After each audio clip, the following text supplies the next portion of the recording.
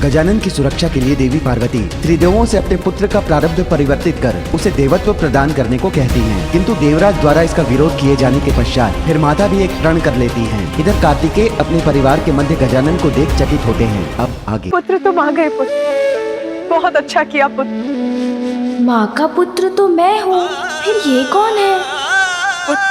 तुम उचित समय पर आए। तुम्हारे अनुज का उपहास किया देवराज इंद्र ने। उन्होंने सबके समक्ष कहा कि वो देवत्व योग्य नहीं। मैं तो मात्र इतना चाहती थी उसकी सुरक्षा बनी रहे, किंतु मेरा साथ नहीं दिया किसी ने। मेरा प्रस्ताव ठुकरा दिया। माता के नेत्रों से अश्रुओं की धारा बही जा रही है। कितने दुखी हैं वो। जो वो कह रही हैं मेरी समझ में भी नहीं आ रहा है, और पिताश्री भी कुछ नहीं कह रहे हैं। यदि आप मेरा समर्थन करते स्वामी, तो देवराज इंद्र इतना कुछ कहने का कभी तो साहस नहीं करते। गजानन को लेकर तुम्हारी चिंता मैं समझ सकता हूं। उसी का समर्थन किया मैंने। गजानन को उसके जन्म के कारण देवत्व नहीं प्रदान किया जा सकता। उसे देवता पद इसलिए नहीं दिया जा सकता क्योंकि वो हमारा पुत्र है। उमा, योग्यता तो दीपक के ज्योति के समान अपने प्रकाश से गहन अंधकार को भी भेद देती है। अपना मार्ग स्वयं प्रतिष्ठित करती है। अपने कर्म और योग्यता से ही गजानन को संसार में अपना स्थान बनाना होगा। यही उचित है। उचित है सोम, सर्वथा उचित है। मुझे भी गजानन के लिए देवताओं से भिक्षा नहीं चाहिए। गजानन? हाँ पुत्र, मैंने देवताओं की चुनौती स्वीकार कर ली। तुम्हारा अनुज गजानन अपनी योग्यता, अपने कर्म के आधार पर ही देवत्व प्राप्त करेगा, जन्म के आधार पर नहीं। मैं बनाऊंगी उसे देव। मेरा अनुज गजानन? देखो तो, मैं तो तुम दोनों की भेंट करवाना ही भूल गई।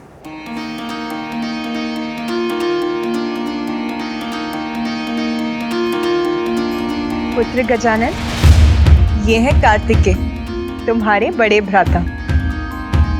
और पुत्र कार्तिकेय, ये है तुम्हारे अनुज गजानन। ये है मेरा अनुज। आप मुझसे बड़े हैं ना? मेरे बड़े भैया है ना आप? हाँ। भैया! ये मेरी ओर क्यों दौड़ रहा है? भैया, मैं आपका छोटा भाई हूँ।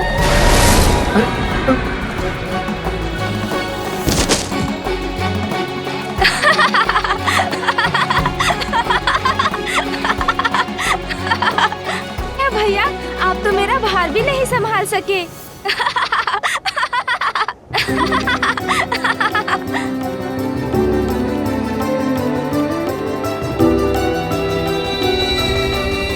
अच्छा, कोई बात नहीं भैया, गोदी में नहीं उठा सके, किंतु पृष्ठ पर तो उठा सकेंगे ना?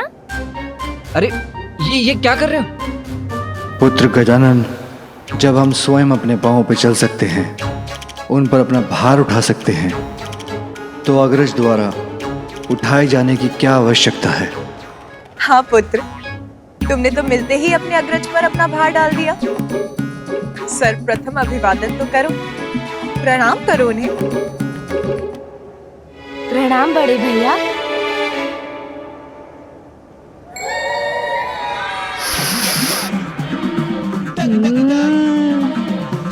लड्डू पूरी थाल भरकर। भैया, बोलो। आपको आपत्ति ना हो तो आपके पीछे रखे उस थाल से कुछ लड्डू मेरी ओर बढ़ा दीजिए ना। और हाँ, आपको भी खाने का मन हो तो आप भी खाइए। गजानन, तुम्हें तो ज्ञात है ना, तुम अभी लड्डू नहीं खा सकते। खाने दीजिए ना माँ, उसे भूख लगी होगी।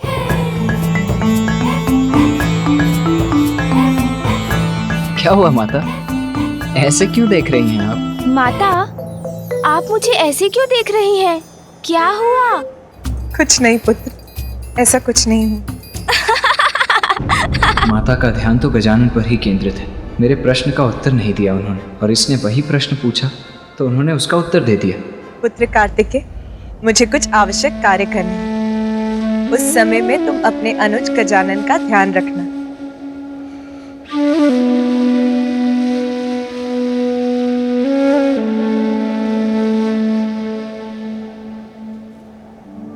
प्रतीत होता है माता को तो मेरी तनिक भी चिंता नहीं। मैं इतने समय पश्चात लौट कर आया हूँ, किंतु न उन्होंने मुझे अपने पास बिठाया, न ही मुझसे कुछ बातें की।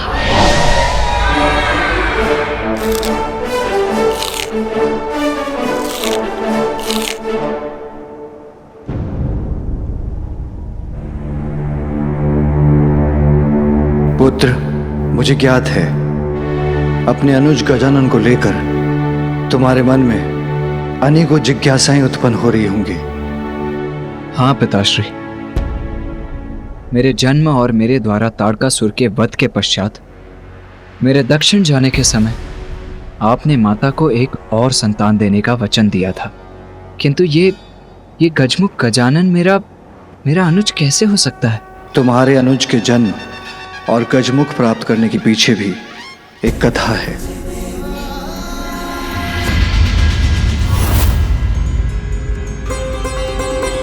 मात्र माता पार्वती और भोलेनाथ का पुत्र होने कारण हम उन्हें वो पद प्रदान कर दें जिस पद की योग्यता प्रमाणित करने के लिए उन्होंने अब तक कुछ भी नहीं किया।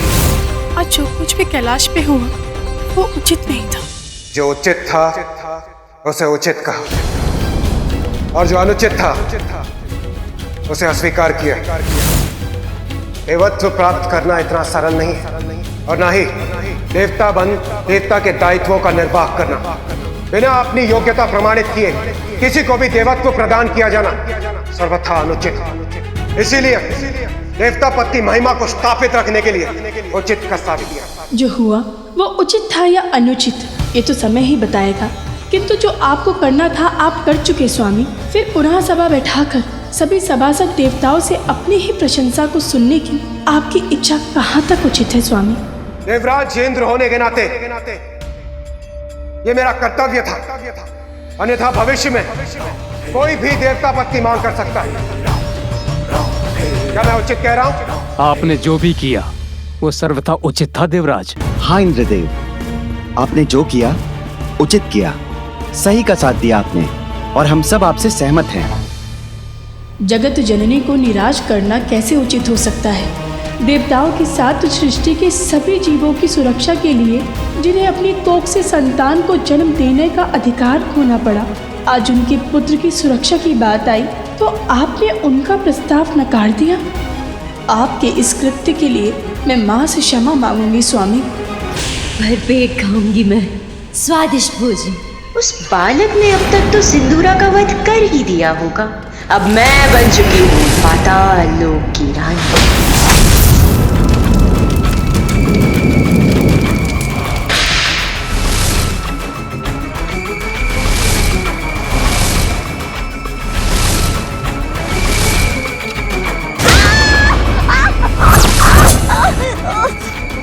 सिंदूरा, बढ़िया। किस बात का इतना आनंद मनाया जा रहा है? तुम्हें क्या लगा कि मेरी मृत्यु हो गई? नहीं नहीं असुर सम्राट, अब तो महान है, सर्वशक्तिमान है। आपकी मृत्यु उस तुच्छ बालक के हाथों, इसकी तो मैं कल्पना भी नहीं कर सकती। मुझे तो लगा कि आप उस बालक का वध करके आते ही होंगे। इसी विचार से मैंने आपके लिए स्वादिष्ट भोजन का प्रबंध किया। तो इसीलिए तुम मेरे सिंहासन पे बैठी थी। अब शब्द नहीं है तुम्हारे पास? बहुत बन चुकी तुम अपने जान, अब नहीं। कालकूट हलाहल विष, यही उचित उपाय है उस बालक के अंत का। मैं आपको उस विष तक पहुंचा सकती हूँ असुर सम्राट, मुझ पर वार मत करना।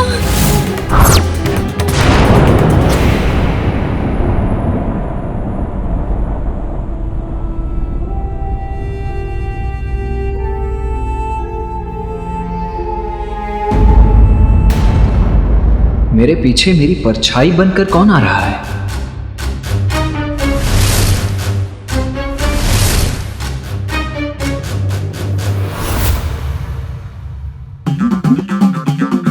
यहाँ तो कोई नहीं है।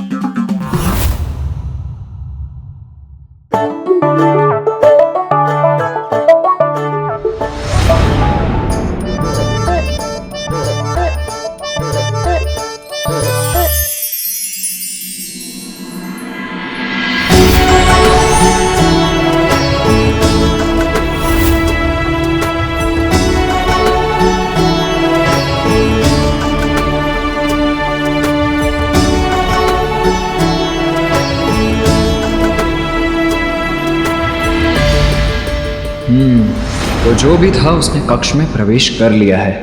अब तो उसका सामना करना ही होगा। माँ, मेरा मन बहुत अशांत है माँ। आज जो कुछ भी हुआ वो उचित नहीं था। मेरे स्वामी से जो भी भूल हुई उसके लिए उन्हें क्षमा कीजिएगा माँ। मैं आपसे विनती करती हूँ।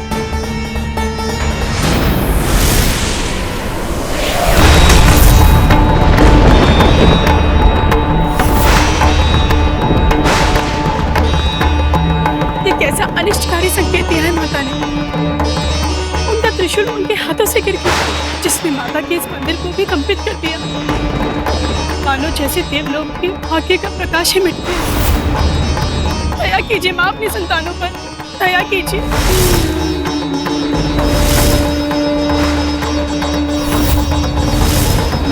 अतो तो अत्यंत कुपित प्रतीत होती।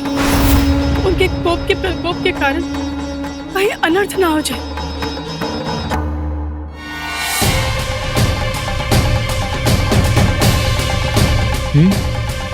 कोई नहीं, किंतु फिर मुझे ऐसा स्पष्ट आभास क्यों हुआ जैसे कोई मेरे पीछे।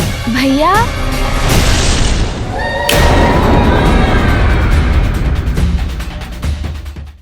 किसे ढूंढ रहे हैं? बार बार पीछे मुड़कर देखते हैं किंतु कोई दिखाई नहीं देता।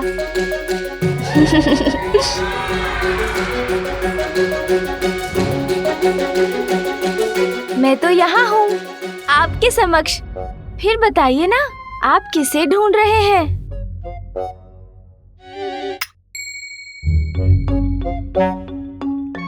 मेरा दंड बालकों की क्रीड़ा के लिए नहीं है गजानन, इससे तुम्हें हानि हो सकती है।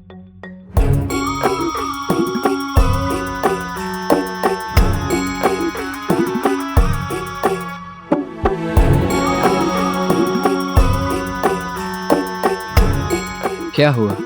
ऐसे क्यों देख रहे हो मुझे? आपकी नासिका को देख रहा था भैया। बहुत छोटी है ना? मेरी नासिका से तो उसकी कोई तुलना ही नहीं। आप मेरी नासिका को देखिए, इतनी लंबी, इतनी सुंदर है। दो। अरे, आप तो बुरा मान गए। ईर्ष्या करने की कोई आवश्यकता नहीं भैया, ये तो अपना भाग्य है। मेरी नासिका सौभाग्य है मेरा। मैं ईर्ष्या क्यों करूंगा, वो भी अपने अनुज से। और ईर्ष्या करने वाली कोई बात हो तब तो ईर्ष्या करूंगा ना। मैं अपनी नासिका से प्रसन्न हूं गजानन।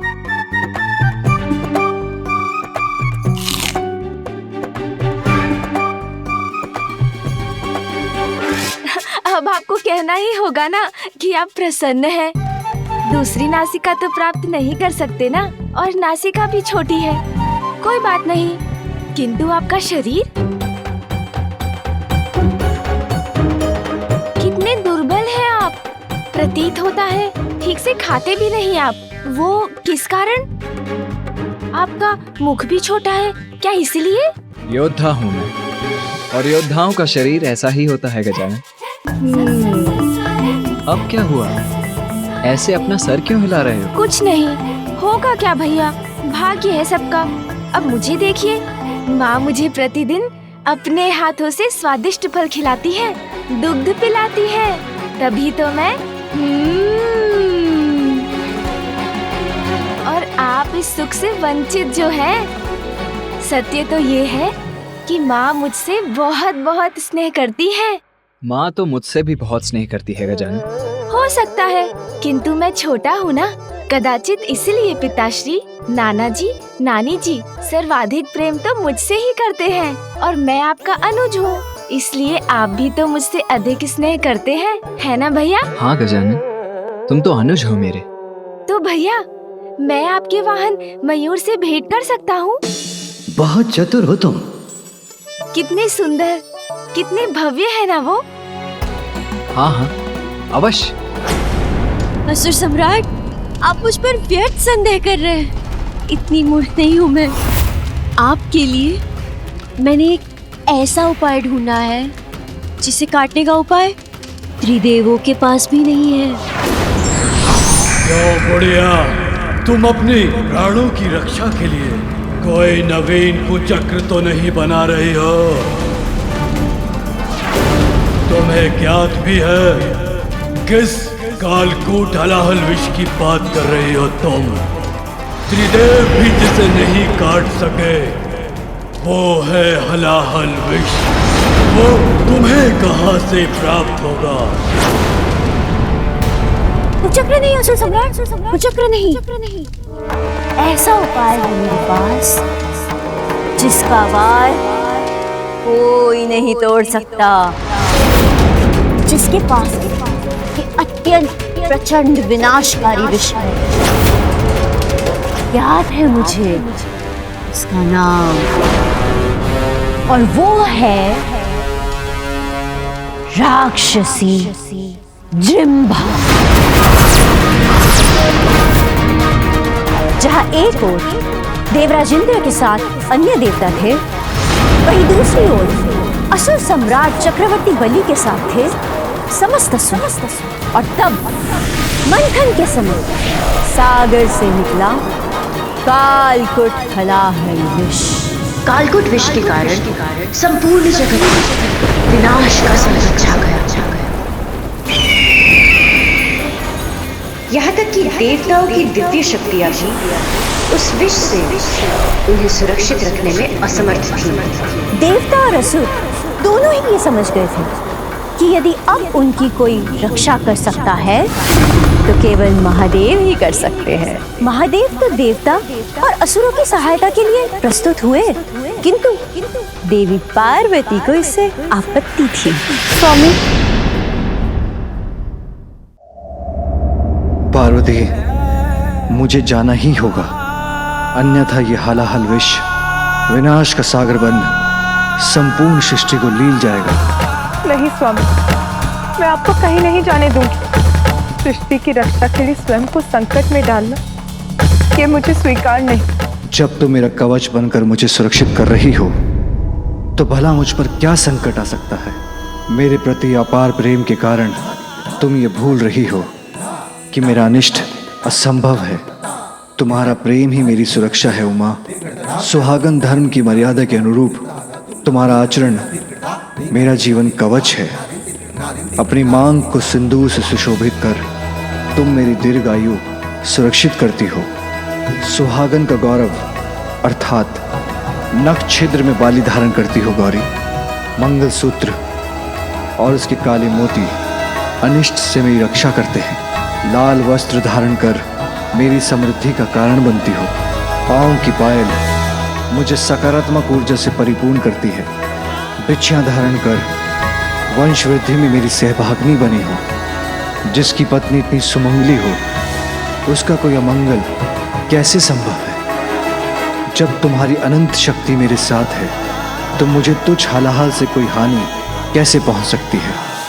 पार्वती, किसी भी अनर्थ का संदेह अपने हृदय से निकाल दो प्रिय।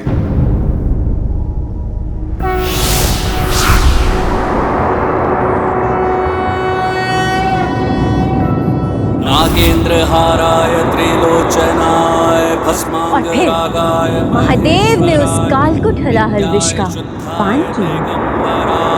तस्मै नकाराय नमः शिवाय। मंदाकिनी सलिल चंदन चर्चिताय नंदीश्वर प्रमथनाथ महेश्वराय मंदार पुष्प बहु पुष्प सुपूजिताय तस्मै मकाराय नमः शिवाय।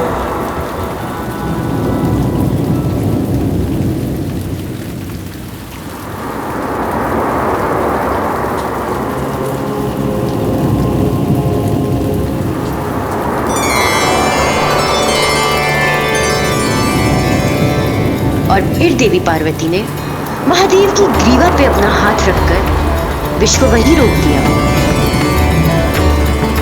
स्वामी, संपूर्ण सृष्टि तो आपके भीतर ही समाई हुई है, इसीलिए इस विष को अपने शरीर में और आगे मत जाने दीजिए, अन्यथा संपूर्ण सृष्टि नष्ट हो जाएगी।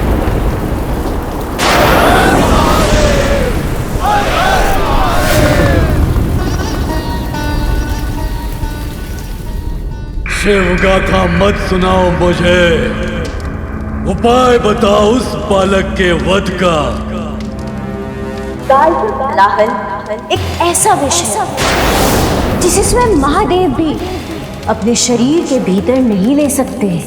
सागर में शेष कालकुट हलाहल विष की एक बूंद सागर की गहराई में निवास कर रही एक राक्षसी के पास आ गया, और वही कालकुट हलाहल विष उसकी सबसे बड़ी शक्ति बन गई, और वो राक्षसी है जृंभा।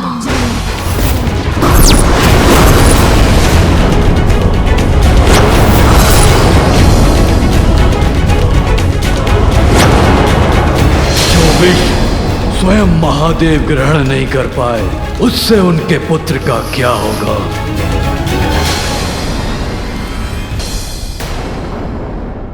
पुत्र तुम आ गए पुत्र, बहुत अच्छा किया पुत्र। माँ का पुत्र तो मैं हूँ, फिर ये कौन है? पुत्र, तुम उचित समय पर आए। तुम्हारे अनुज का उपहास किया देवराज इंद्र ने। उन्होंने सबके समक्ष कहा कि वो देवत्व योग्य नहीं। मैं तो मात्र इतना चाहती थी उसकी सुरक्षा बनी रहे, किंतु मेरा साथ नहीं दिया किसी ने। मेरा प्रस्ताव ठुकरा दिया। माता के नेत्रों से अश्रुओं की धारा बही जा रही है। कितने दुखी हैं वो। जो वो कह रही हैं मेरी समझ में भी नहीं आ रहा है, और पिताश्री भी कुछ नहीं कह रहे हैं। यदि आप मेरा समर्थन करते स्वामी, तो देवराज इंद्र इतना कुछ कहने का कभी तो साहस नहीं करते। गजानन को लेकर तुम्हारी चिंता मैं समझ सकता हूं, उसी का समर्थन किया मैंने। गजानन को उसके जन्म के कारण देवत्व नहीं प्रदान किया जा सकता। उसे देवता पद इसलिए नहीं दिया जा सकता क्योंकि वो हमारा पुत्र है। उमा, योग्यता तो दीपक के ज्योति के समान अपने प्रकाश से गहन अंधकार को भी भेद देती है। अपना मार्ग स्वयं प्रतिष्ठित करती है। अपने कर्म और योग्यता से ही गजानन को संसार में अपना स्थान बनाना होगा। यही उचित है। उचित है स्वामी, सर्वथा उचित है। मुझे भी गजानन के लिए देवताओं से भिक्षा नहीं चाहिए। गजानन? हाँ पुत्र, मैंने देवताओं की चुनौती स्वीकार कर ली। तुम्हारा अनुज गजानन अपनी योग्यता, अपने कर्म के आधार पर ही देवत्व प्राप्त करेगा, जन्म के आधार पर नहीं। मैं बनाऊंगी उसे देव। मेरा अनुज गजानन? देखो तो, मैं तो तुम दोनों की भेंट करवाना ही भूल गई।